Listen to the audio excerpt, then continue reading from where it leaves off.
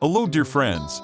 Today we will tell you about the life of rich people in Havana. You will be surprised by this story. Watch the video until the end to understand how the richest people on earth vacationed in Cuba. Cuba's reputation as an exotic and permissive playground came to light in the 1920s, when the country became a favorite destination for robber barons and bohemians. Hotels, restaurants, nightclubs, golf clubs and casinos sprung up in Havana, catering to the rich jet-setters seeking luxury. Socialites, debutantes, celebrities like Ava Gardner and Frank Sinatra, and American mobsters came to play in the Cuban paradise. Sugar was Cuba's economic lifeline, but its tropical beauty and tropical beauties made American tourism a natural and flowing source of revenue. A 1956 issue of Cabaret Quarterly, a now-defunct tourism magazine, describes Havana as a mistress of pleasure, the lush and opulent goddess of delights. What the tourists didn't see, or didn't want to, was the underclass, people of poverty like the macheteros, sugarcane cutters who worked only during the 4-month season, and the rest of the year were unemployed and angry.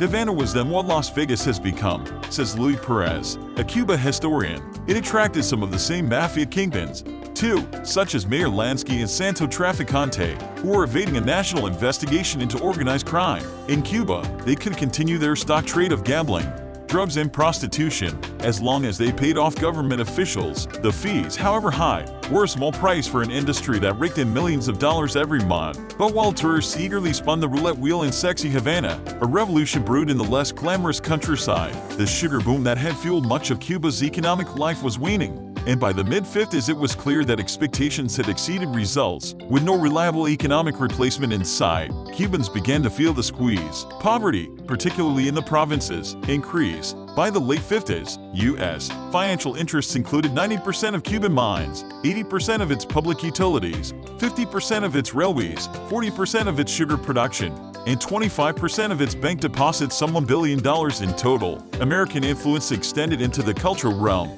as well. Cubans grew accustomed to the luxuries of American life. They drove American cars, owned TV, watched Hollywood movies, and shopped at Woolworth's department store. The youth listened to rock and roll, learned English in school, adopted American baseball, and sported American fashions. In return, Cuba got hedonistic tourists, organized crime, and General Fulgencio Batista in military power since the early 1930s. Batista appointed himself president by way of a military coup in 1952, dashing Cubans' long-held hope for democracy. Not only was the economy weakening as a result of U.S. influence, but Cubans were also offended by what their country was becoming: a haven for prostitution, brothels, and gambling. That degree of income inequality, as well as accusations of corruption within the government of President Fulgencio Batista, laid the groundwork for the Cuban Revolution, prompting an enduring economic embargo by the United States and the rapid end of Havana's high life. Thanks for watching our video. You can watch other stories with historical and amazing facts in our other videos.